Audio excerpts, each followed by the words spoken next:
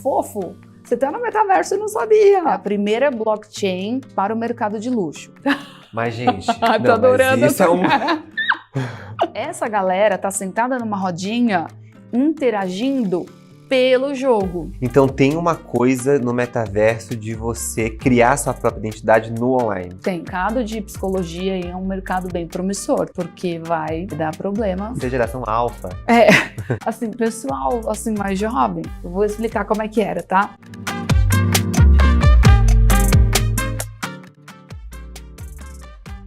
Olá, eu sou o Matheus Mariano e esse é o Devex, sejam muito bem-vindos. O tema de hoje é tecnologia. Se você não sabe tanto quanto eu, junte-se a nós, que hoje o papo vai ser... Vamos tentar aqui esclarecer bastante coisa sobre NFT, metaverso, blockchain, Web3, influenciadores digitais. E minha convidada de hoje é Maia Machazo. E seja muito bem-vinda, muito obrigado por ter topado participar. E vamos lá, 7º episódio do Devex.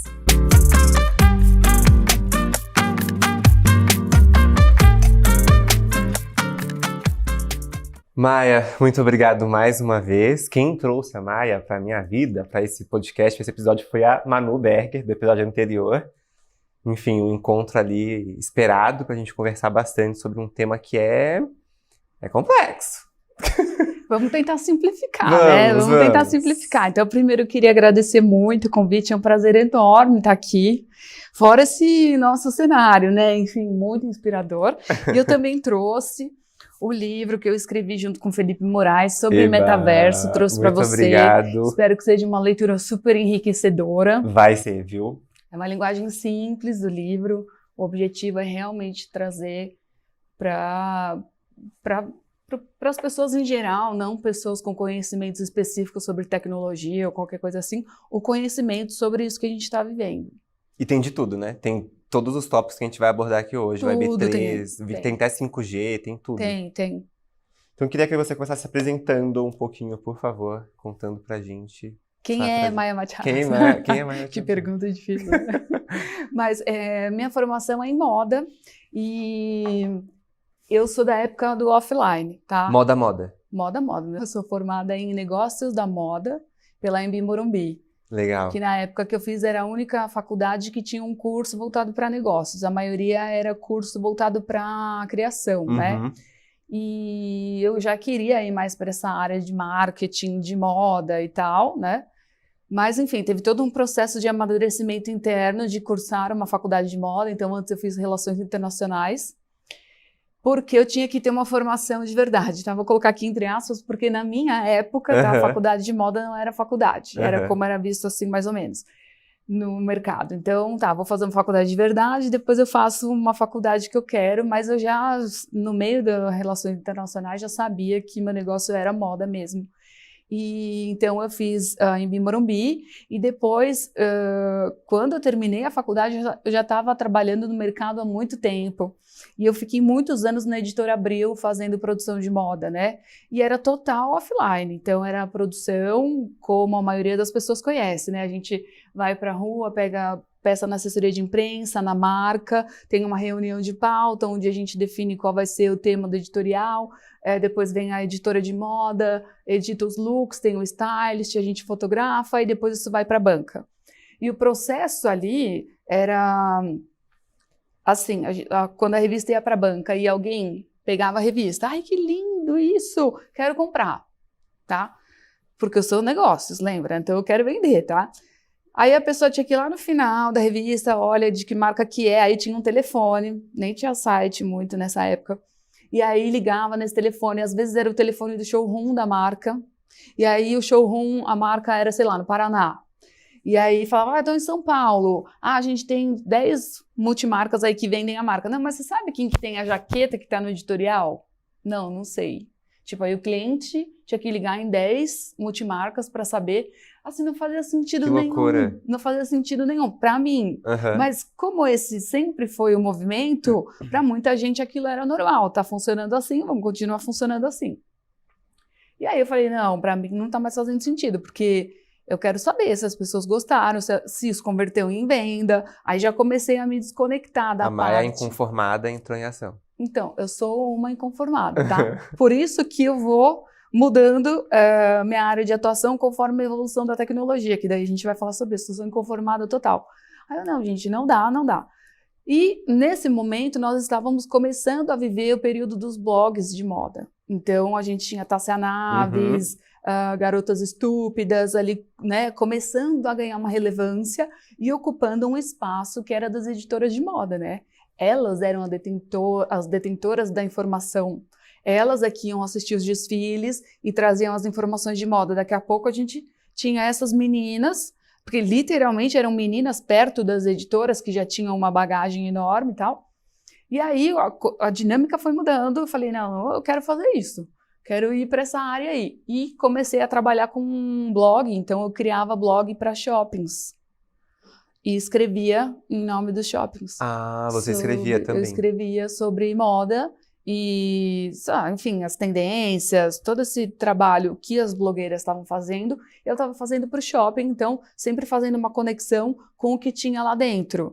Então, de marcas, né, de tendências que o shopping apresentava e tal. E aí, para mim, era muito mais legal, porque eu tinha, por exemplo, Google Analytics, então eu podia ver quanto foi acessada aquela matéria, né, eu conseguia, até certo ponto, traquear o leitor. Então, ele entrou por aqui, ele foi para essa matéria, essa daqui teve mais acesso, olha, eles estão gostando mais disso e tal. Depois veio rede social, eu fui acompanhando. Uhum. E nisso fui me especializando também, fiz alguns cursos, então eu estudei em Paris, fiz Marangoni lá, Fashion Business, estudei em Roma também, Storytelling e Marketing Digital, numa escola de quadrinhos, muito interessante.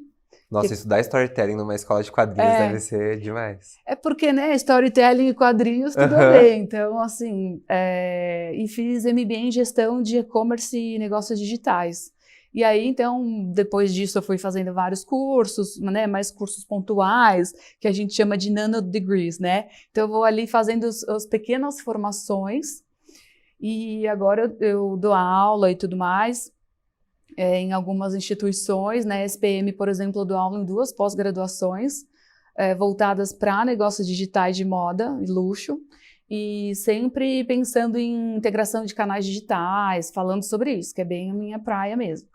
E cá estou, para a gente conversar e daí a gente entrar no metaverso, que daí foi só a evolução de canal, né, de canal de comunicação, canal de consumo, até chegar no metaverso. Eu acho que assim como eu falei com a Manu, tem todo um preparo teórico, mas também tem muito prático, né? Tem muito prático. Tem muito prático. Currículo... É assim, o meu trabalho é um olho na tecnologia, tá? Então, assim, sempre olhando tendências de tecnologia e um olho no comportamento. Na parte teórica, então, assim, todos os reportes de tendência de comportamento, WGSN e eu, assim, todos os reportes ali, né, o tempo todo, consumindo aquilo, mas você sabe que tem um gap entre o que uma empresa de pesquisa de tendência detecta e o comportamento daquilo de fato, né, assim, disseminado. Então, eu tenho esse braço da tecnologia com a pesquisa do comportamento e o estudo em campo, né? Então, assim, eu brinco, alguém me pergunta, qual que é o seu hobby? Eu falei, gente, adoro ir para a Avenida Paulista, por exemplo, tá? Só ver as pessoas. Tipo, ficar vendo as pessoas passando por ali, como é que elas estão, se elas estão juntas, se elas estão com o celular na mão, se... Enfim, né? Esse comportamento. Ou ir ao shopping. E aí ficar, literalmente, toda semana eu estou em algum shopping. Fato.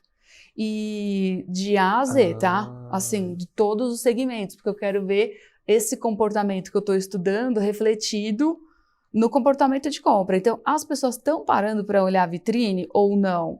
Não estão mais. A vitrine não é mais o que era antigamente, a não ser que você seja Louis Vuitton e faça uma vitrine daquelas, que ela se torne um evento compartilhável e tenha um acesso absurdo. No resto, né? Ou então você está em turismo, em Paris, tal, você vai lá para olhar a vitrine, é isso mesmo, né? Na Avenida Montante, você vai fazer o quê? Olhar a vitrine, vai ficar o celular na mão. Mas no geral, no dia a dia, no shopping, as pessoas estão o quê? Estão no celular. Então você vai ter que impactá-las. Olha que loucura, elas estão dentro do shopping onde você está com o seu produto, sua vitrine, só que você vai ter que impactar digitalmente a pessoa. Maia, pegando esse gancho já do que não está funcionando, desse comportamento consumidor, naquela brincadeira do que veio primeiro, o ovo ou a galinha, pra gente começar. O que veio primeiro? O Web3, metaverso, NFT, 5G, 3G, o que veio primeiro nessa história toda? Aí vou falar uma coisa que talvez você fique decepcionado, que é assim, ó, desde que a internet existe, a gente existe já tá... NFT? Não, a gente já tá no metaverso. A gente já tá... Já.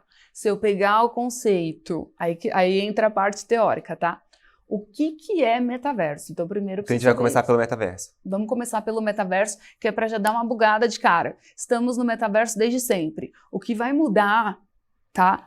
É o nível de interação que nós temos nesse metaverso. Então, como é esse metaverso, o que ele possibilita? Então, quando a internet começou a se tornar doméstica, aí nós estamos falando mais ou menos de 94, por aí, tá? Que a gente começou a ter internet em casa. Aqui no Brasil ou no Brasil? Tá, Brasil. Vou tentar sempre puxar para o Brasil, tá? Por quê? Porque se a gente se comparar com a China, a gente vai encontrar comportamentos muito diferentes em relação ao digital, em relação ao acesso. Então, no Brasil, a gente tem 220 milhões de habitantes, né, resumidamente. Desses 220 milhões, metade ainda vai ter o acesso a essa internet móvel que a gente tem, né?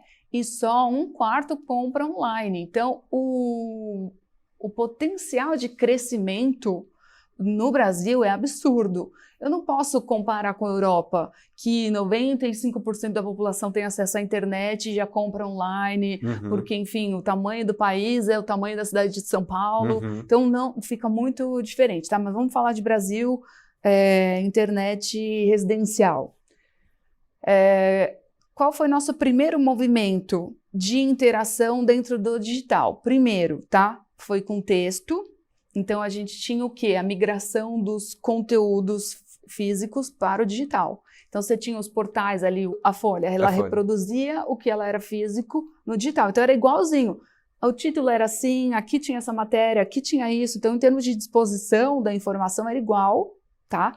E o tamanho do texto também era igual. Então, a gente ainda não tinha entendido que ler na internet é diferente de ler no físico no sentido de relação com o tempo. Então, minha relação com o tempo lendo físico é uma coisa, minha relação com o tempo lendo digital é outra. Então, eu preciso adaptar o conteúdo, por exemplo, tá? Mas nessa web que nasceu aí na nossa casa, é a web 1.0. Essa web é a web do texto. Então, nossa interação era texto, tá? Tá. Se eu pegar... Web 1.0. Web 1.0, texto. Então, ela se conecta, a Web 1.0, com o metaverso. Ela tá, tipo, eles são interligados. Não, calma, que nem falamos o que é o metaverso. Tá bom. Ó, segundo a Marta Gabriel, tá? É uma das maiores especialistas que nós temos no Brasil que fala sobre marketing digital, futurismo, inteligência artificial, metaverso. Inclusive, ela tem livros sobre metaverso, livros sobre inteligência artificial, lançados há tempos. Ela está muito à frente, muito, muito, muito mesmo. Quando a gente vê qualquer coisa dela, fala, é tipo ler um reporte do WGSN. Nossa, mas parece que não vai acontecer isso. Aí acontece daqui a 5 anos, entendeu? Mas sabia que eu tava, só pegando esse ponto, eu tava pensando muito nisso, assim, será que, assim, pra quem é do meio, não é uma tendência nada do que tá acontecendo? Tipo assim, pra nós consumidores, tipo, do dia a dia que isso virou uma tendência, sei lá, 2 anos, 1 ano. Tipo assim, pra quem estuda, isso já existe há muito tempo. Já. A Marta já fala isso, já fala sobre metaverso desde 2006, mais ou menos. Só pra você ter uma ideia do que a gente tá falando em termos de tempo. O termo, a forma como ele está sendo utilizado é relativamente nova. A primeira vez que surgiu metaverso, tá? Foi num livro físico, tá? De ficção científica, que falava sobre, chamado Snow Crash, que fala sobre a história de um rapaz que ele era entregador, tipo entregador de coisas assim, tipo um boy, vamos dizer, e ele tinha uma vida paralela no digital, que ele era meio que tinha superpoderes. Meio não, né, gente? Era isso, tá? Eu tô falando porque Quando esse livro apareceu, quando apareceu a palavra metaverso utilizada dessa forma, foi um pouco antes ou ao mesmo tempo que a gente estava começando a ter a internet em casa.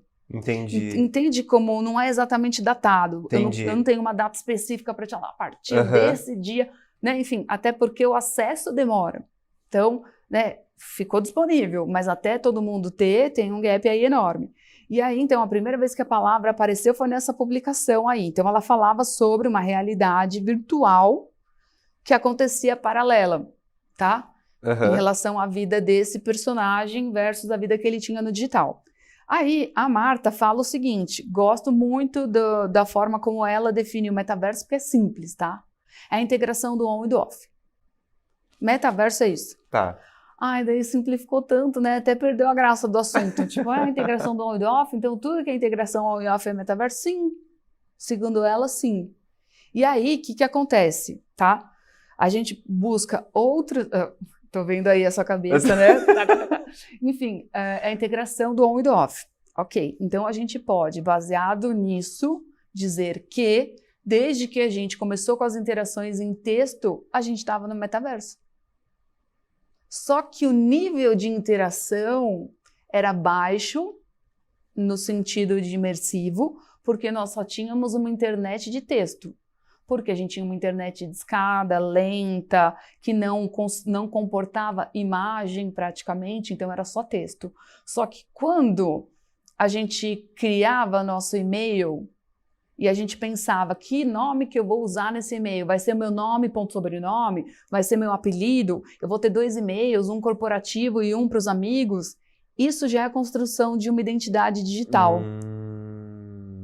Então tem uma coisa no metaverso de você criar sua própria identidade no online. Tem. É como se fosse uma subcaixinha embaixo dessa fusão entre on e off. Isso, é. Tem ali também um que a mais de você personalizar, você tentar transpor.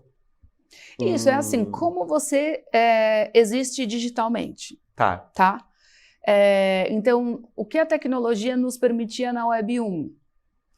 Um nome de e-mail. Então, isso já era uma construção de imagem, tá? Ainda que eu não tenha a imagem, o nome que eu uso. Se é um apelido, é uma forma de eu dizer que eu sou descontraído, que eu sou engraçado, que eu sou, sei lá, gordinho, não sei o quê. Entendeu? Ou bela, não sei o que lá. Já é uma forma de me expressar. Conforme a internet foi ficando mais acessível, ganhando mais velocidade, então tudo caminha junto, tá? A evolução da web, né, com o nosso comportamento. Então a gente passou a ter acesso a uma internet mais rápida. Aí a gente assinava aqueles planos de internet lá que a gente podia usar, porque, gente, nos primórdios, não sei quem que é dessa época, mas eu vou explicar como é que era, tá? Você é geração alfa. Assim, pessoal, assim, mais jovem, eu vou explicar como é que era, tá? A gente esperava da meia-noite, tá? Pra se conectar na internet via linha telefônica. Você não era dessa época, né? Eu acho que eu era quase. Eu acho que eu era quase dessa época. Tá, aí a gente esperava, por quê? Porque, assim, se a gente se conectasse durante o dia, o que nós pagávamos de internet era o mesmo que uma ligação, então era um pulso por minuto. Só que da meia-noite às 6, a gente pagava um pulso só por todo esse período. Então a gente esperava da meia-noite para ficar conectado. Então a nossa balada era esperar da meia-noite para se conectar. Mas tinham pessoas, olha só como é que é, né? Que a gente pode falar sobre o que é acesso e luxo na internet. Tinham pessoas que tinham uma linha telefônica só para a internet. E que elas tinham muito dinheiro e elas podiam se conectar durante o dia e tal, não tinha esse problema. Então isso já era, né, estar num outro patamar e ter acesso a uma internet que a maioria não tinha. E aí, enfim, assim a gente foi evoluindo, surgiram alguns planos de internet que a gente podia contratar, e aí a gente podia entrar durante o dia, e a internet foi ficando mais rápida, os computadores foram acompanhando a necessidade de transacionar mais dados, né? Porque tudo tem que andar junto, não adianta eu ter internet se eu não tenho a máquina. A gente vai falar sobre isso depois em plataformas de metaverso, por exemplo. Tudo tem que acompanhar. Então, o meu comportamento, então a gente passou a ficar mais tempo na internet, aquilo começou a fazer mais sentido pra gente, as marcas começaram a estar lá, as pessoas começaram a estar lá, porque se as pessoas não estão, por que eu vou estar, né? Então, tudo tem que estar sincronizado, né? E aí, a gente passou, depois de alguns anos, para um momento que nós chamamos de Web 2.0, que é uma web que já transaciona imagens e vídeos. Então, ela já é bem mais rápida, nossos computadores são bem mais rápidos, e é a web da interação, da rede social, da criação. Então, ela chega, tipo, por volta de 2008? 2006, por aí. Tá, por aí. Que é quando começam as redes sociais. Então, começa o Orkut, a gente já tá na Web 2, tá? Que aí a gente já tem fotos, perfis, o senso de comunidade mais claro para nós, né? Porque aí começa também isso, a construção do senso de comunidade, porque mais pessoas já estão na internet, os grupos, não sei se você lembra ou não, mas tinham umas páginas, não era página exatamente no Orkut que chamava... Enfim, comunidade? Comunidade, Acho né? que era comunidade.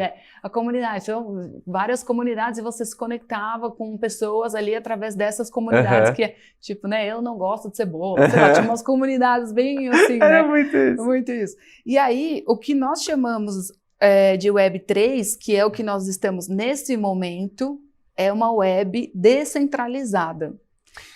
Nossa, queria muito saber disso. Eu tava vindo pra cá ouvindo um podcast do BOF, do The Business of Fashion, que eles falam muito isso. Centralizado, descentralizado, centralizado. Eu fiquei muito... O que é o centralizado e descentralizado? Descentralizado, Então, vamos lá. Daí a gente já vai começar mais nesse papo de metaverso, blockchain, NFT, cripto, tudo, porque isso tudo faz parte da... Isso, é tudo junto. É difícil eu conseguir falar de uma coisa sem falar de outra. Tá? Mas vamos entender que essa divisão que a gente faz, Web 1, 2, 3, tá ligada ao nosso comportamento, evolução da tecnologia, né? E a entrada de pessoas na internet, porque só faz sentido tudo isso que a gente está falando se várias pessoas estiverem lá dentro. Não adianta nada eu montar uma plataforma, tá? Onde pessoas vão interagir se ninguém entra. Né? Então, se meus amigos não entrarem e eu não estiver pronta para fazer amizades digitais, então também não faz sentido nenhum, né? Uma coisa tem que acompanhar a outra. Por isso que a gente está em alguns lugares, migrando da 2 para 3, porque não é todo mundo que já está nesse nível, entende? Às vezes não tem nem o recurso tecnológico, nem a internet. Uma coisa é a gente falar de São Paulo, outra coisa é a gente pensar no Brasil todo. Tá, entendi. Tá? Mas assim, vamos pensar em São Paulo. Para a gente ir para o que a gente tem de mais tecnológico, pensando assim no momento no Brasil, né? Então, onde muitas pessoas têm acesso à internet boa, muitas já têm 5G, então, né, isso possibilita que a gente transacione dados e vídeos e conteúdos em velocidade e qualidade muito alta, né? Então, assim, muito similar ao real. A gente usa quase todo o potencial do Web 3. Isso, a gente explora bastante. Não, a gente usa todo o potencial da internet que a gente tem. Tá. Calma. Vamos por partes. Então essa Web 3, ela é marcada então pela descentralização e pelo nível de imersão que a gente consegue ter, tá? Porque ela passa para o físico. Como assim? Como assim? Nós temos óculos, né, de realidade virtual, onde a gente consegue se transportar para outros lugares. Então eu posso estar aqui sentada, colocar um óculos e passear pela praça. Né? Isso é totalmente imersivo, tá? Esse é um alto nível de imersão que a internet nos possibilita, tá? Que a Web 3 trouxe para nós. Até então a gente não tinha tecnologia para isso, né? A gente não era meio tosco o negócio. Não, eu fiquei pensando agora, o Snap é super isso. Né, super isso, verdade, é mesmo. Assim, o Snap você tem filtros, que o Snap eu acho que eles investem muito mais em filtros do que no Instagram, por exemplo. Então no Snap você já tem muitos filtros há anos, que você consegue colocar máscara, que você consegue colocar, sei lá, eu sempre vejo ações da Magalu, que sai, tipo, confete das suas costas. É muito mais imersivo do que o Instagram, por exemplo. É mais imersivo, verdade. E assim, isso existe há muito tempo. Há muito tempo, né? Desde 2012, 10, 11, por aí. Em 2012, o Snap eu usava muito em 2015, quando eu entrei na faculdade. Tá. Mas é isso, assim, em 2015 já... Você já tinha isso, já tinha uma imersão muito alta. Então, só que você vê que não é datado, né? A gente vai assimilando as coisas, então a gente foi aprendendo a construir uma imagem digital.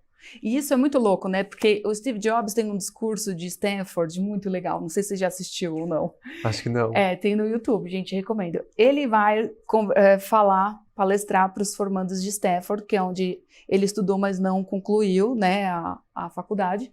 E ele vai falar algumas coisas e ele coloca 3 pontos. Eu não vou passar por isso, eu vou falar só de um. Que ele fala assim, ó, você não consegue conectar os pontos olhando para frente. Você só consegue conectar os pontos olhando para trás. É isso que a gente está falando. Na época que a gente estava vivendo o Snapchat, a gente não estava conectando pontos. A gente está conectando pontos agora, quando a gente olha para trás e fala, nossa, então isso caminhou para isso, que caminhou para isso, caminhou para isso, caminhou para isso. Né? Enquanto a gente estava vivendo, a gente não estava fazendo essa conexão. Da mesma forma que eu hoje não consigo te falar se tudo que a gente tem disponível é bom ou ruim. Pode ser bom e pode ser ruim. Inteligência artificial, ChatGPT e tal. Eu ia entrar nesse ponto, porque... Assim, acho que o mercado de psicologia é um mercado bem promissor, tá? Porque vai dar problema. Já tá dando, né? Assim, a gente já vê crianças e adolescentes com muita ansiedade por conta da hiperconectividade, o excesso de informação. Então, ao mesmo tempo que é legal, poxa, na minha época eu tinha que consultar um livro, eu tinha que ir na biblioteca, agora você vai lá no Google, tem tudo. Ao mesmo tempo que isso é interessante, gera uma certa ansiedade de que tudo está disponível e você vai ter que escolher o que você vai querer ou não, né? Você vai ter que fazer muitas escolhas desde sempre. E não sei, não era assim. E quais são os skills que são impactados por isso, né? Por você não ter essa pesquisa, por você não ter essa leitura. Eu tava vendo... Essa semana eu tive um papo no trabalho, que pra quem não sabe eu sou CLT, além disso aqui. Eu não sabia, jura? E a gente teve um papo essa semana. Eu não lembro se era... O tema é Smart Reading, Smart alguma coisa, que falava sobre como você tem que levar informação muito pontual para quem tá lendo, né, pro teu leitor. Então você tem que trazer quase que em tópicos, como que você resume, como que você enxuga o máximo de palavras, sabe? Como que você consegue enxugar. E onde que isso impacta realmente nessa capacidade da gente, né, de processar. Olha que interessante isso que você está falando, vou trazer bem para uma realidade atual. Eu tenho uma cliente que ela é de joias e ela contratou um artista plástico para fazer a comunicação, não é para fazer a comunicação visual, é para ser o diretor criativo da marca. E aí o cara idealizou a campanha, tá, rolaram as fotos, tá? E as fotos têm inspiração num artista plástico, não sei o quê, tá. Aí, quando tem a postagem, a galera não entende o que são aquelas fotos. Aí a gente tava conversando e eu tava falando pra ela, falei, mas sabe qual que é o problema? Para o pessoal entender o que a gente tá fazendo, eles têm que entender quem é esse cara que a gente se inspirou, como era o trabalho dele, por que a gente está fazendo essa releitura? Sei lá, então nós vamos ter que começar em doses homeopáticas, porque eu também não posso vir com um texto muito grande, porque a pessoa não tem tempo para ler. Em doses homeopáticas explicando quem é o cara que a gente se inspirou, por que a gente se inspirou nele e por que resultou nisso. Porque a pergunta era os comentários eram interrogações, assim. Falava, cara, eles não estão entendendo, Então, assim, e olha que o público não é... a princípio, o público super novo, que é um público mais maduro, que tem acesso a uma certa informação e um nível de cultura que possibilitaria que eles tivessem um pouco de conhecimento para fazer essa leitura. Mas, enfim, saímos do foco total, né? Mas é porque, tá vendo como a gente mudou? Então, a forma da gente escrever tá mudando. Agora, nesse exato momento, talvez eu não consiga ligar os pontos, mas daqui a 5 anos eu consigo. Eu falo, olha, tá vendo? A escrita mudou, Perfeito. A forma de construção do pensamento, da frase, da compreensão, isso vai impactar direto no ensino, né? Na forma como as instituições vão trabalhar essa passagem do conhecimento de uma pessoa para outra, que nem sei mais se vai chamar professor, como é que vai ser, porque todo mundo tem acesso, né? Tem alguns lugares que chamam de mentor já, então, né? Enfim. Nossa, eu voltei depois, agora, esse semestre, a pegar meu diploma, que eu não tinha pegado ainda depois de 2 anos.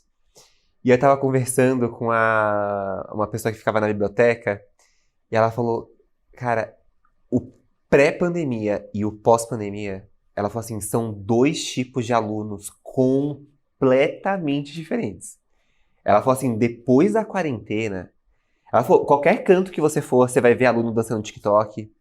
Ela falou que tinha um sino na biblioteca que conforme você ia aumentando o tom de voz, ele ia apitando. Aí se você gritava, ele apitava muito.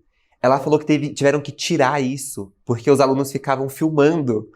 Mentira, virou fazendo TikTok, até o negócio... E Jura? é muito louco, porque assim, eu estudei a faculdade inteira com aquele negócio apitando, quando você falava alto. Tá. E aí vem uma nova geração, depois de tipo 1 ano, muda tudo. E ela fica falando para filmar o negócio. Aí tiveram que tirar.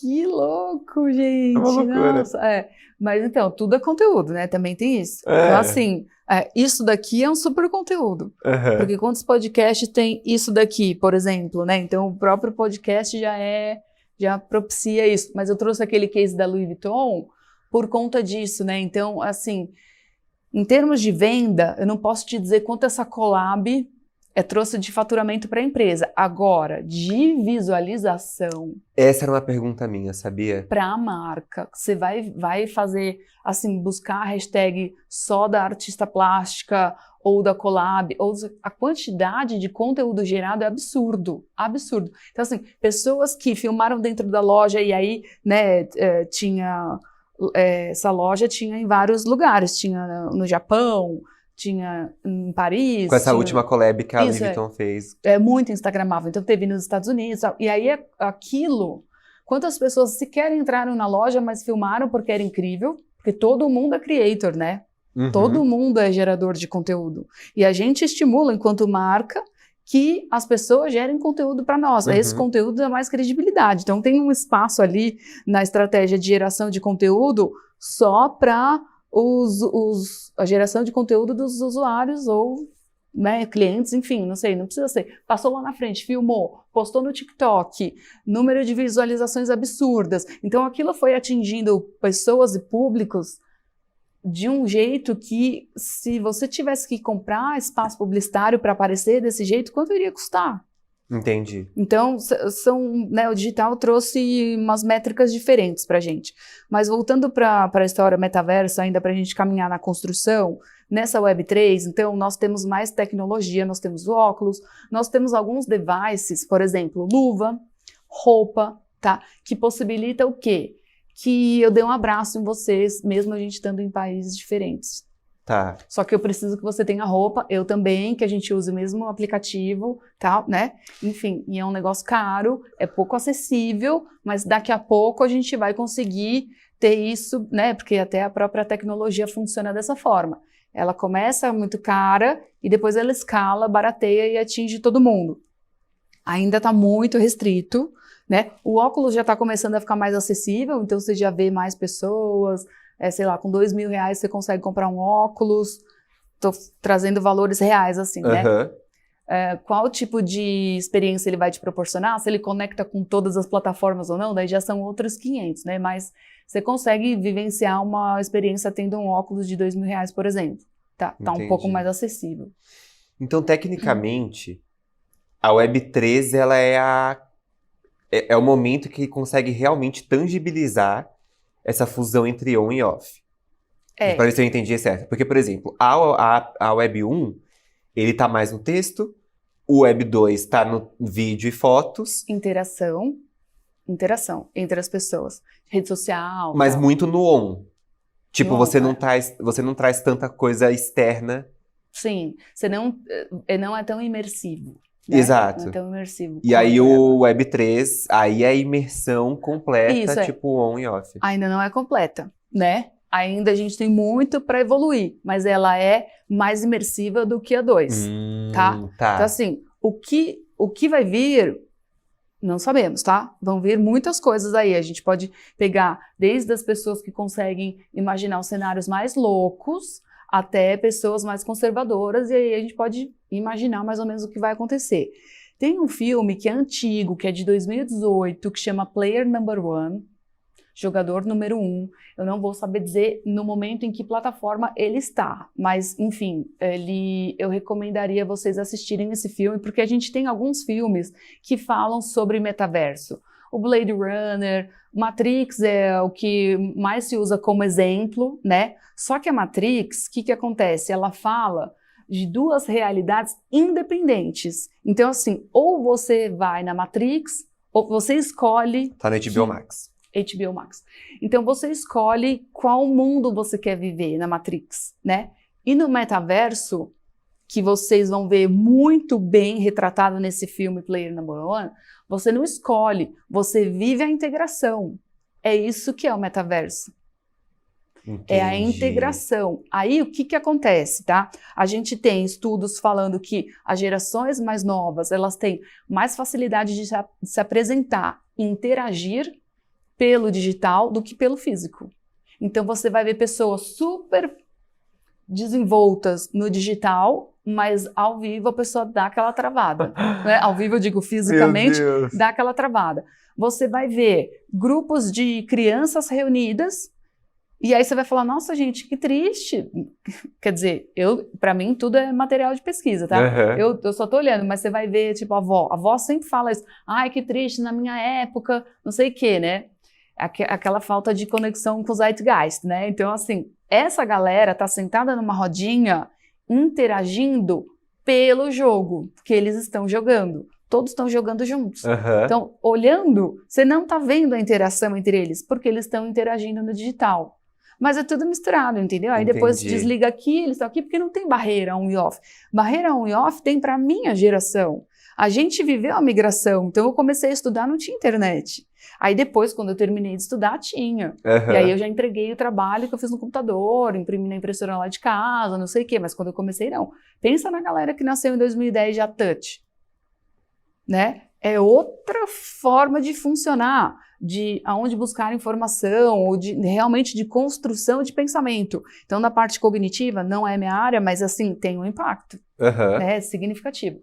Então, nessa Web3, que a gente está falando aqui de níveis mais profundos de imersão, então eu consigo pôr o óculos, me transportar, eu consigo colocar um device onde eu sinto temperatura, né? Então, assim, como se a gente estivesse dando a mão, só que a gente não tá, entendeu? Eu sinto a pressão e sinto a temperatura. A gente tem alguns aparelhos sendo desenvolvidos para cheiro.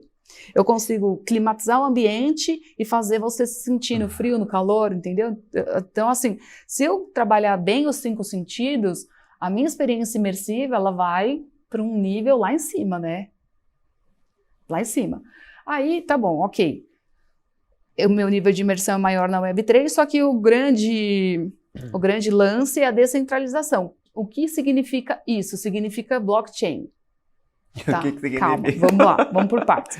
Então tá, eu vou trazer um exemplo do que a gente vive no físico para facilitar o entendimento, até por conta do tempo que nós temos, tá? Mas tá assim, bom. Agora a gente vai entrar no blockchain. No blockchain. O que é blockchain? O que é blockchain? O que é blockchain?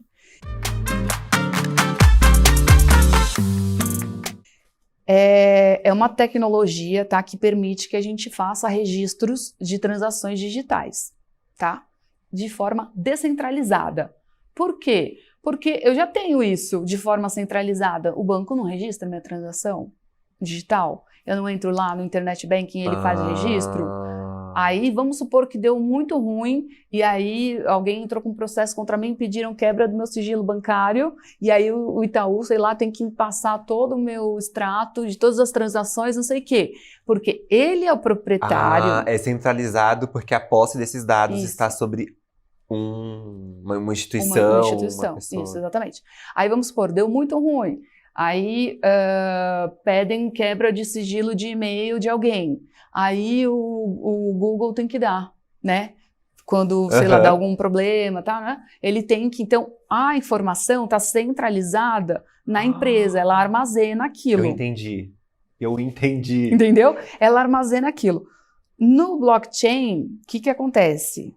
É muito legal e muito perigoso. Depende de como a gente vai fazer o uso disso. Então, imagina que uma pessoa inventou isso, é real, tá? Uma pessoa inventou isso e inventou como é que isso iria funcionar, tá? Então, vai ser assim. Ao invés de eu ter um servidor de um proprietário, todo mundo que quiser fazer parte da rede vai ser proprietário da informação. Então, a informação estará com todo mundo. Quando ela está com todo mundo, ela não tem um dono. Calma, eu vou desenvolver mais para facilitar a compreensão. Por enquanto, está meio intangível. Aí, ele criou a blockchain ligada ao Bitcoin.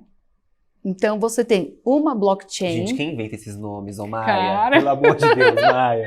Não é brasileiro, a galera é muito louca. Mas assim, ó, mas faz sentido o bit e o coin, né? Tipo, dos bytes e do coin da moeda. Tá. É uma moeda digital. Até que, tipo, apesar, né? Mas a gente tem outros nomes, a gente tem diversas criptos, diversas blockchains, enfim, tá? Mas vamos falar dessa primeira, tá? Dessa primeira blockchain que está vinculada ao Bitcoin. Então ele falou o seguinte, quero criar uma moeda, tá? Digital. Essa moeda digital, ela não tem lastro em nada, tá? Diferente da moeda física, de uma moeda de um país, tá? O lastro é o governo? O lastro é o governo e o metal, ou o que tiver associado a dar o lastro.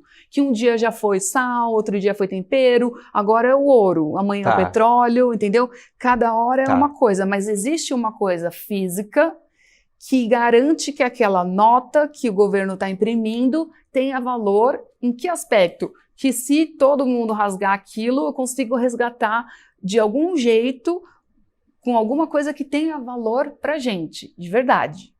Quando eu digo de verdade, quer dizer físico, né? Quando a gente vai para uma moeda digital, ela não tem lastro nenhum. Nada. Qual é o lastro? As pessoas acreditarem que aquilo vale alguma coisa, que aquilo tem um valor. Aí você pode falar, nossa, Maia, mas que loucura, né? Mas que loucura, mas as pessoas não vendem perfil do Instagram? Pelo número de seguidores e engajamento, não quero mais, vou vender esse perfil. Agora, praticamente, não dá para fazer isso, né? Mas tem um exemplo na moda? De blockchain? Tem. Tem. Em 2021, a Louis Vuitton, a Prada e a Cartier se juntaram e criaram uma blockchain chamada Aura. É a primeira blockchain exclusivamente para o mercado de luxo. De grupos diferentes, né? Grupos diferentes, isso, exatamente, grupos diferentes. Por quê, tá? Porque eles querem que os itens das marcas de luxo, todas, tá? Porque a ideia deles é que todas as marcas de luxo façam adesão a essa blockchain. E você tenha registro de todas as atividades, desde das matérias-primas. Então, você consegue rastrear tudo. Então, vamos supor, tá? Louis Vuitton comprou o couro da fazenda tal. Aí tem o registro dessa transação na blockchain. Aí você consegue acompanhar. Já existe esse rastreio, né? Via o próprio site. Existem alguns aplicativos voltados para a moda sustentável que falam sobre os processos, e aí tem os fornecedores e tal, mas é meio obscuro, tem alguns que a gente não sabe, ele só pega uma parte e tal. Qual é o objetivo dessa blockchain? Que todos os produtos do mercado de luxo tenham um registro dentro da blockchain das suas etapas, tá? Para que a gente consiga tanto fazer o rastreio da matéria-prima, tá? E aí, fazendo o rastreio, eu consigo saber de quem ele comprou, quando, tal, né? Não sei se por quanto, mas enfim, eu consigo saber algumas informações. E quando o produto estiver lá na ponta, que eu acho que é difícil dizer porque eu não estou lá dentro para entender a cabeça, tá? Mas quando eu vi isso pela primeira vez, qual foi a minha percepção, tá? Porque eu sou uma pessoa que estuda muito o mercado second hand de luxo. E aí, eu falei, cara, tá aí um jeito deles conseguirem rastrear os produtos, porque até então, como é que o mercado de luxo se comporta frente ao second hand? Não tem nada a ver. O meu negócio é o relacionamento com a primeira venda, tá? Então, assim, eu quero que você vá até a minha loja, eu efetue a primeira venda e a gente estabeleça um relacionamento. A partir da segunda venda desse item, a marca não tem controle nenhum. Mas, gente, Tô adorando mas isso essa é um... cara.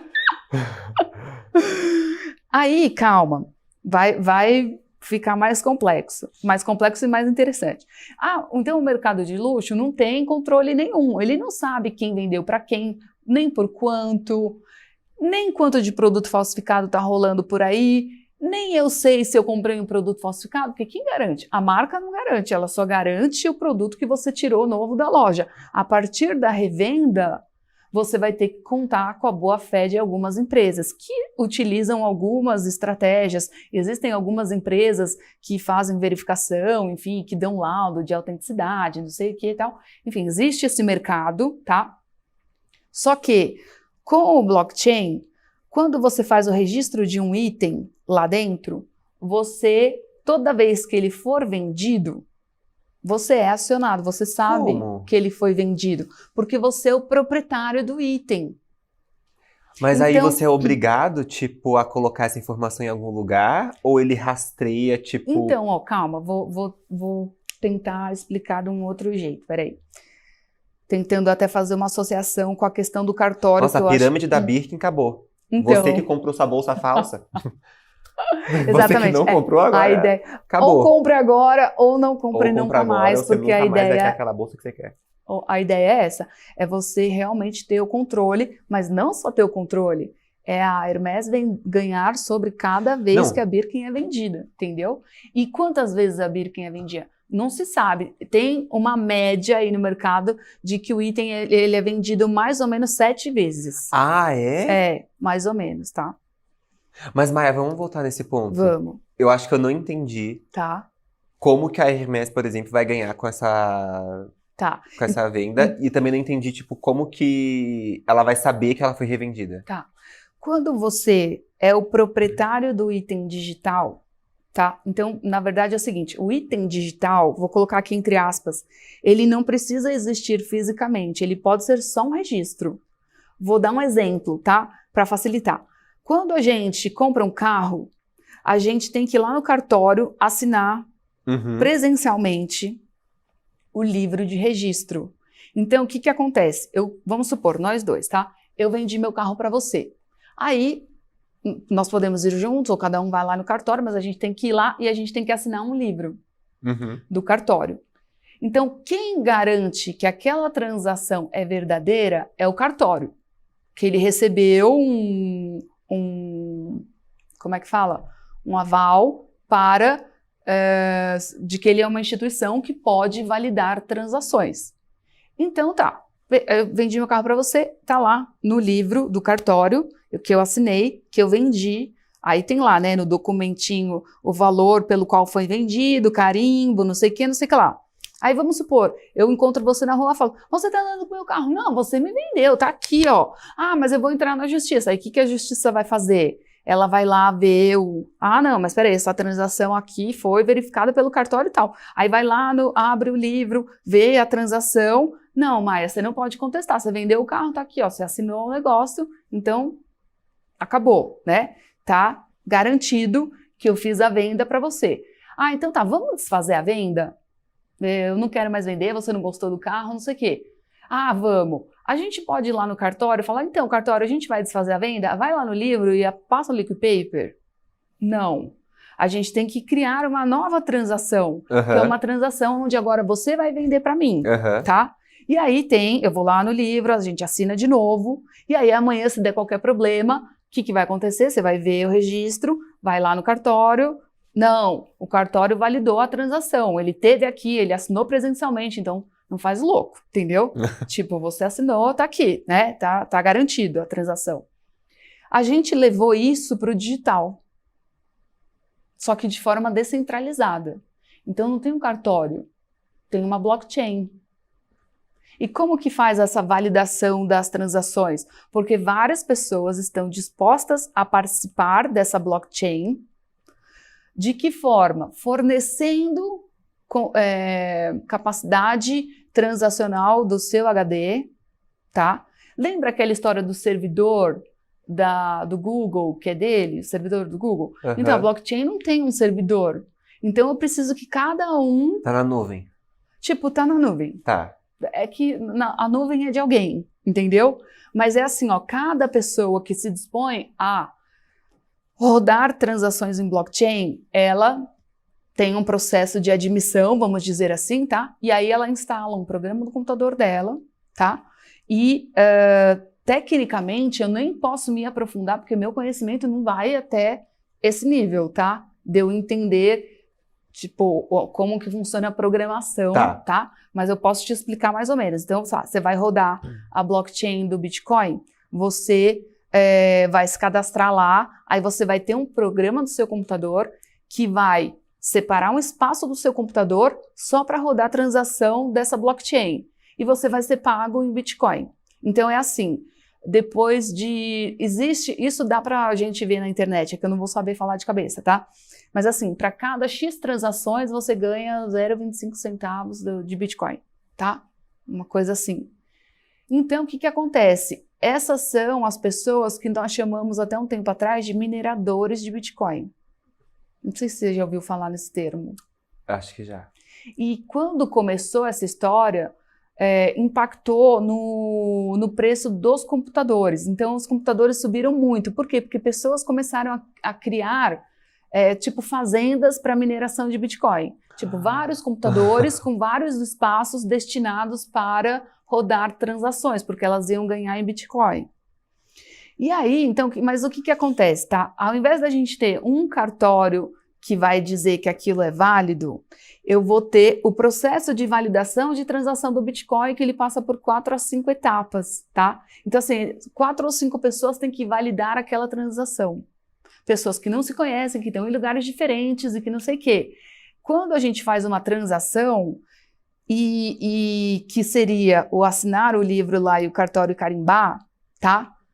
Aquilo não pode ser mais modificado, igualzinho o negócio do carro lá. Se eu quiser desfazer o que eu fiz, eu sou obrigado a fazer uma outra transação.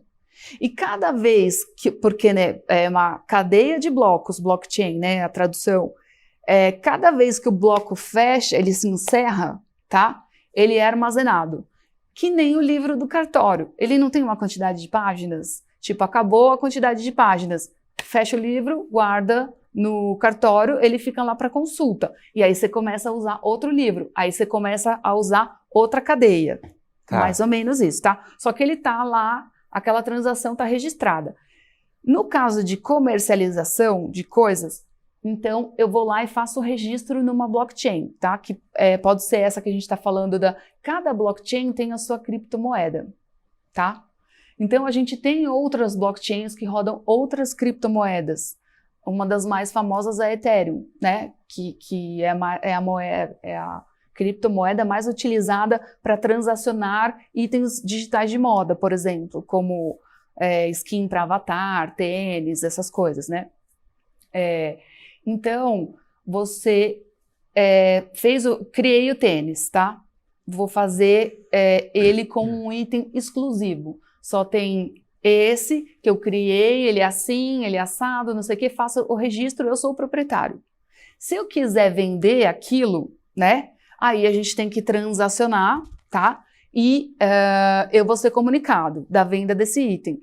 Só que, como eu que fiz o registro, toda vez que esse item for vendido, eu vou ser comunicado, tá? É como se eu fosse a Volkswagen e cada vez que alguém vendesse o carro, o cartório tivesse que me avisar. Que a gente meio que tem que fazer isso, porque a gente tem que avisar o Detran, entendeu? Porque são vários órgãos, cada um na sua centralização, vamos dizer assim, entendeu? Porque cada um tem uma esfera de atuação. E isso descentraliza tudo. Entende? Que você tira Detran, você tira cartório, você tira não sei o quê, você passa... Eu registrei nessa blockchain a Birkin, tá? Então eu fui registrando cada etapa da produção dela, tá? Que eu comprei o couro, que eu comprei a ferragem. Só que aí você tem um fornecedor imputando informação. Isso, Mas aí quem imputa a informação do consumidor? Então, aí, calma. Aí a Hermès vai vender, tá? Aí ela vai vender para você. Aí ela vai falar assim, esta transação, tá? Ela será feita aqui normal, como nós estamos acostumados, e também, que a Hermès não tá na Aura ainda, tá? Mas na Louis Vuitton. Essa transação, ela será feita pela Aura Blockchain, tá? Então, aí o que acontece? Ela vai colocar lá, ela vai imputar as informações. Eu vendi essa bolsa para o Matheus, tá? A única coisa que eu não tenho certeza é sobre valor, tá? Assim, se você, porque você consegue ocultar, as transações em blockchain, elas são por número de wallet, entendeu? E não por nome, que nem CPF, que nem a gente está acostumado, entendeu? Tá. Então, é uma carteira. Tipo, é para alguém, entendeu? Você diz o valor do produto mesmo. E da a pessoa, transação. eu não sei quem é a pessoa que comprou, Ah, entendeu? tá, entendi. Eu não sei quem é, eu sei um número. Eu sei uma sequência de números e letras que transacionou aquilo, entendeu? Entendi. E aí, por quê? Porque o objetivo também da blockchain é eu poder transacionar sem ter que aparecer. O que é maravilhoso para lavagem de dinheiro, por exemplo, entendeu? Quando você começa a pensar no lado obscuro da coisa, ele é ótimo para isso, entendeu? Porque ele não é rastreável. Você não consegue saber o caminho exato, tá? De cada coisa, tipo, né? Enfim, você consegue até, no caso da Aura, ela está desenvolvendo essa blockchain, porque, tá?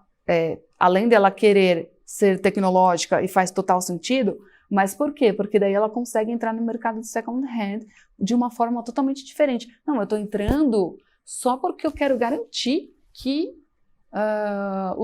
você não vai consumir o item falso, mas na verdade ela está ganhando, porque quando ela faz o registro do item na blockchain, ela define se ela vai receber royalties ou não por cada vez que aquele item for vendido. Mas quem paga o royalties?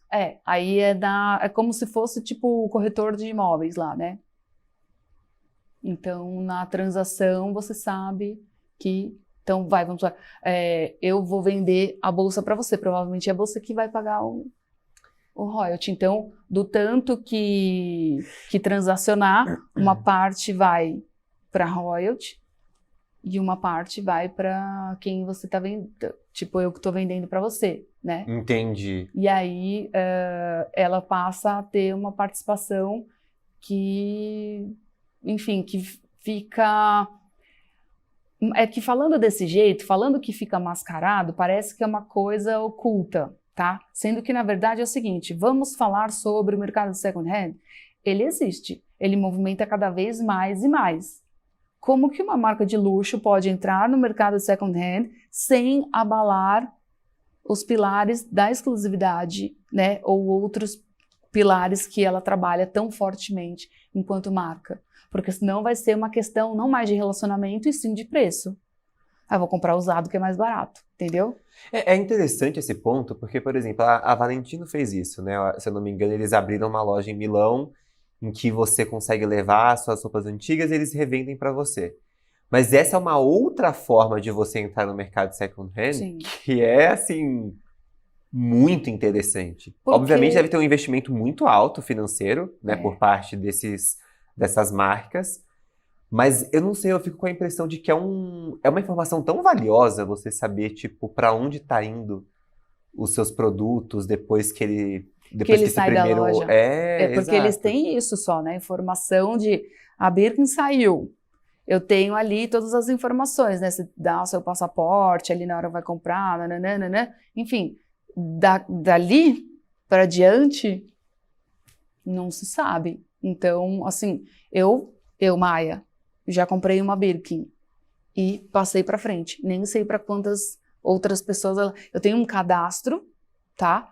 Que não serviu para nada, entre aspas, porque não entrou em contato comigo. Foi comprada na França e tudo mais. Mas, sei lá, nem sei aonde foi parar essa bolsa, por quantas pessoas ela já passou. Eles também não sabem.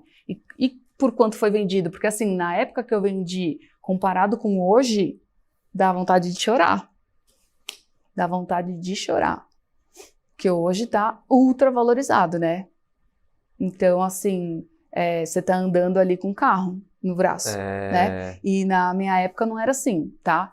Na época em que eu fiz essa transação, mas esse produto ao longo do tempo se desvalorizou, valorizou e não sei o que, passou, sei lá, de repente já por umas 5 pessoas e tá aí firme e forte e eles nunca ficaram sabendo, eles só ficaram sabendo daqui veio pra mim, de que cor, de que forma, não sei o que e tal. Mas, ô Maia, só pra confirmar, que eu recebi uma pergunta aqui de um amigo, que não é minha, mas só pra confirmar esse ponto.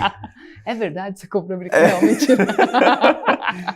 Por exemplo, ó, você comprou a Birkin. Tá. Aí você vendeu para uma pessoa. Uhum. No caso aqui, supondo, para a Hermès saber, por meio do blockchain, que você vendeu essa bolsa para outra pessoa, você teria que colocar isso no blockchain da Hermès. Sim, teria. Ah, tá bom. Eu teria que transacionar. Mas qual é o X da questão? Gerar valor para a comunidade. Então, assim, o que a gente construiu com a Web 2, que foi o senso da comunidade, é o que perpetua. Então, assim, a Bitcoin, o Ethereum, qualquer cripto só tem valor se a comunidade entender que tem valor. A blockchain da Aura só vai ter valor, e eu acredito que vai, porque eles vão fazer um esforço muito grande, quando a gente entender que isso tem valor. Então, a gente vai querer registrar. Nossa. Por que a gente vai querer registrar? Porque a gente vai ter benefícios. Tá? A gente vai ter benefícios. Como que, por exemplo, a Prada está trabalhando isso nesse momento, tá? Por exemplo, ela já... Inclusive, a Aura Blockchain, eu fiquei sabendo da existência dela na Prada, por um vendedor. Que não sabia me explicar o que era blockchain, mas ele sabia... Não, mas eu achei interessante, porque assim, ele viu que eu gostava... mas ele sabia o que ela... Ele sabia assim, olha, tem uma iniciativa da Prada, junto com outras marcas, tá? Que envolve tecnologia. Tó, leva esse cartãozinho, era um cartãozinho... Nossa, eu ia perguntar isso. Como que eles vão... Aí ele falou, leva esse cartãozinho, no cartãozinho tinha um QR Code, eu acabei levando o cartãozinho para guardar, mas eu não precisaria, era só escanear, e ele já me levava para o site da Aura, e aí explicava tudo, exatamente, que se vocês quiserem entrar, digita lá no Google, Aura Blockchain, e aí vocês vão entrar no site e vão ver tudo o que está acontecendo. Então, por exemplo, a Prada já está fazendo várias NFTs, que a gente nem chegou no conceito do NFT ainda, né? E nem vamos, aquele... Não vai dar tempo. Não vai dar tempo. Meu Deus. Não, já esse acabou? foi o episódio... Sim, assim, tá bem no final. Mas esse foi... Eu não olhei meu roteiro, porque foi fluindo o papo. Eu tô aqui assim, ó... Eu não sei nem o que dizer. A gente pode evoluir depois para uma segunda conversa sobre isso e aprofundar mais, porque assim, a Prada já está com várias iniciativas de NFT e agora, recente, o que ela fez? Você comprava eu postei no meu Instagram até você comprava uma t-shirt que era sem gênero, tá? Por quê? Porque a gente ainda precisa associar um item físico a uma NFT, mas uma NFT não precisa ser física. Uma NFT é uma transação, tá? Mas é mais profundo para a gente tentar simplificar assim. Mas, como a gente ainda precisa vincular uma coisa a outra, então era assim, ó, eu comprava a regata e ganhava a NFT. Os proprietários da NFT, daí eles lançaram uma quantidade limitada de regatas, tipo 20, alguma coisa assim. R$9 mil, tá? Na regata. A regata? A regata. Tá. Aí, só que você não está comprando a regata, você está comprando o acesso aos proprietários de NFT da Prada. E aí, o que eles fizeram? Vamos levar um proprietário de NFT numa feira em Milão. Aí eles sortearam lá e levaram. Aí eles vão fazer daqui para frente um monte de coisas para proprietários de NFT.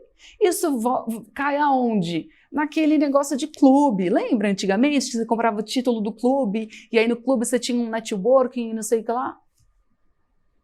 Então, no fundo, o que o Steve Jobs fala da gente conectar olhando para trás, cara, não é isso. Tipo, não é uma atualização do título do clube, então, da forma como a marca está usando, e aí, por eu ser parte do clube, então, eu tenho acesso à primeira fila, eu tenho acesso a ter informação primeiro de alguma coisa, eu tenho alguns benefícios exclusivos, como ir até a feira, alguma palestra, alguma coisa. Então, assim, a gente está levando primeiro, né, pro digital experiências físicas, e o mercado de luxo está fazendo isso de uma forma incrível, porque o mercado de luxo sempre foi retardatário em adesão digital, e aí quando você fala de metaverso, eles foram os primeiros, tá? E assim, para o trabalho que eles fazem, que é um trabalho de construção de relacionamento, eles estão fazendo muito bem, eles estão construindo relacionamento com um pessoal de 6 a 8 anos, como estando presente nos games, nas plataformas imersivas, né, de metaverso. E aí, quando essa pessoa tiver poder de compra de item físico, provavelmente ela vai comprar daquela marca que ela já se relaciona, que ela foi relevante. E se ela tiver um comportamento de não comprar mais no físico, só no digital, ela continua, desde que a marca, claro, né, continue evoluindo, como eles estão fazendo, por enquanto, assim, muito bem, a estratégia está incrível. Olha... Não sei nem o que dizer. Olha, lembrando da Werneck aqui, Maia, você me enlouquece, Maia. Você...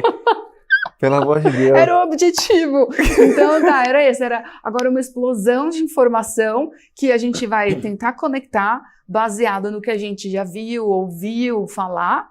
E aí, daqui a um tempo, a gente bate um segundo papo. Não, a gente vai ter que bater um segundo papo. Que faltou NFT. Eu queria saber muito sobre as plataformas. Plataformas, influenciadores digitais. É verdade, nem falamos. Sustentabilidade, como que ações de sustentabilidade podem usar dessas ações digitais. Meu Deus. Mas enfim, chegou ao fim. Quero agradecer a Maia mais uma vez. Espero muito que todo mundo tenha gostado desse papo. Foi maravilhoso, foi um passadão Enfim, deu pra entender bastante. Assim, eu que sou bem leigo, consegui entender de bastante como que funciona. E é isso, Maia. Muito obrigado. Se tiver alguma consideração final, vão ver o livro da Maia. Gente, estou à disposição. Realmente passou muito rápido. Não deu pra controlar. Na verdade, a gente foi entrando em algumas conversas e aí que é complexo. Impactou né, enfim, da gente não conseguir falar sobre algumas coisas, mas acho que a ideia era tentar simplificar e trazer para o tangível isso que algumas pessoas estão falando como se fosse muito distante e a gente já está vivendo. Então, há muito tempo. Há muito tempo. Muito antes da gente imaginar. Então a Marta Gabriel, só para fechar, ela fala: fofo, você tá no metaverso e não sabia. Faz tempo, faz muito tempo. Você sempre teve no metaverso. É que agora a gente tem níveis diferentes de imersão, mas é isso. Obrigada. Eu que agradeço. Bom, vamos seguir a Maia, vamos seguir o Devex também, fazendo favor. E muito obrigado, até a próxima.